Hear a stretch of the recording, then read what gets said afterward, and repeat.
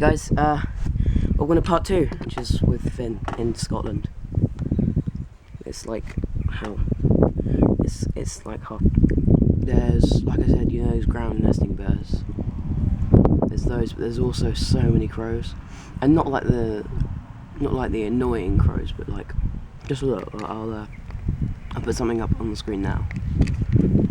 This is really cool.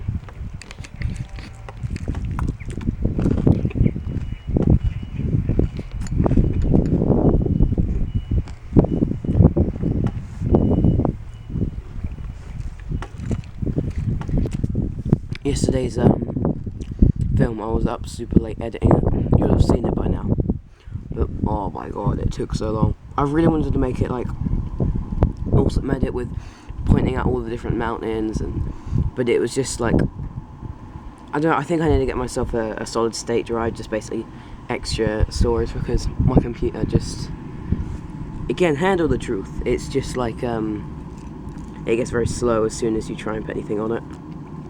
I mean, that's because I've got it packed with videos and stuff. But I did get it finished, and I'm happy with it. There's a bunch of really cool time lapses in there, other stuff like that. Today, you're asking? Today, yeah, we're going to Loch Ness. We did go briefly yesterday, just to sort of have a look and see what it's like. But today, we're a two-hour round trip of Loch. Not of course the whole Loch Ness, because it's like 23 miles round and about 9 miles long, and something like 750 foot deep. So there's a lot to cover. Yeah, we'll just cover some of it, and then we'll go see the castle. The castle that's on the edge, not the ruins. But yeah, it's gonna be cool.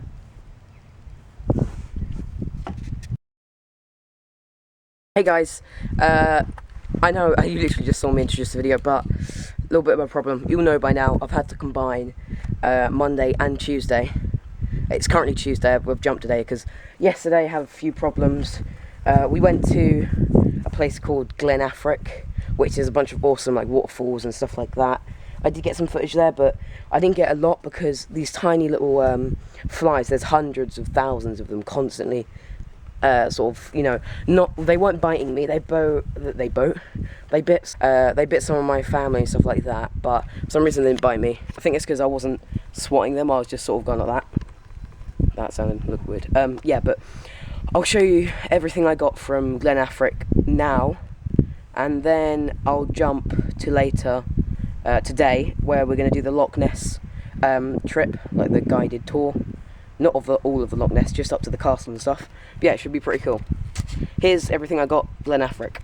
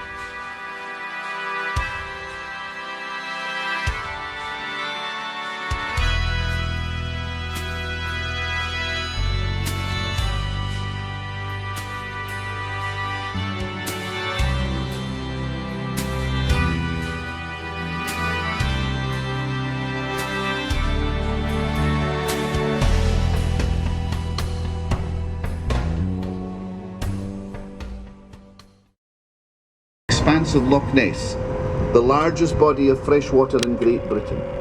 On a clear day you can see the mountains of the Nevis Range, where the loch disappears beyond the horizon. The loch has welcomed many famous visitors over the centuries, including St. Columba, kings and would-be kings, famous royals, and of course, monstrous fish. Look to the shores and see famous landmarks and sights. Look to the skies and see wildlife in abundance.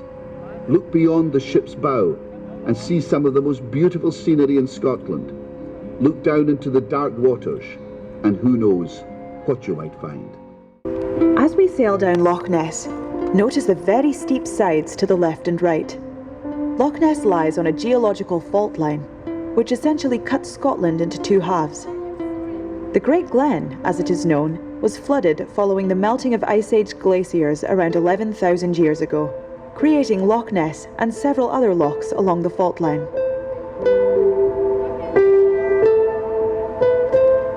Loch Ness measures almost 23 miles, or 36 kilometres at its longest, and around 1 mile, or 1.6 kilometres wide. It is not the largest Scottish loch, nor the deepest. However, combining its length and depth, it holds the largest volume of fresh water in Great Britain.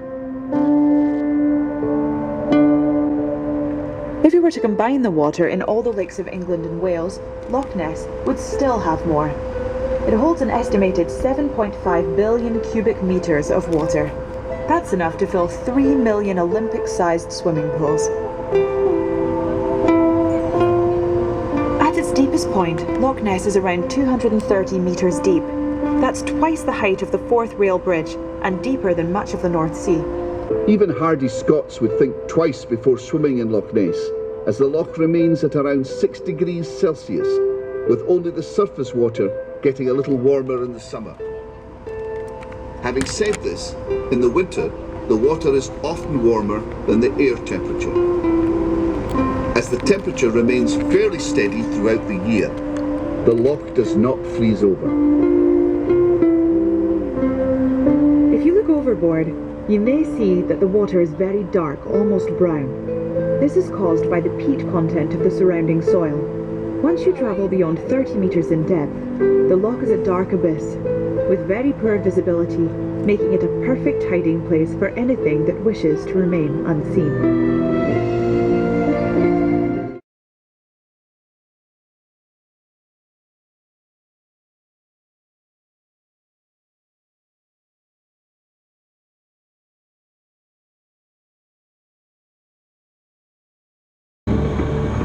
Loch Ness is not able to support the vast quantities of life you might expect.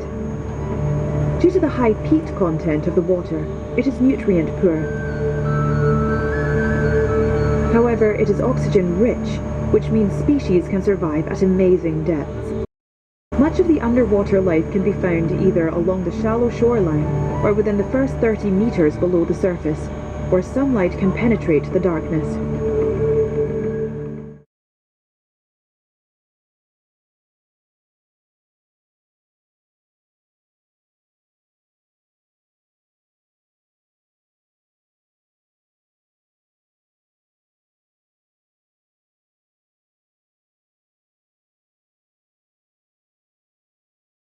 In the crushing pressure of the gloomy abyss, 64 species have been found, some of them Ice Age relics.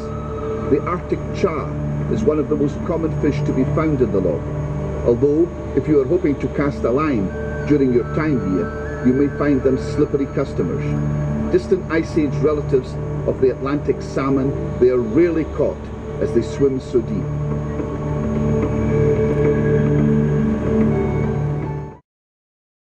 Hungry wildlife, such as goosanders, otter and osprey.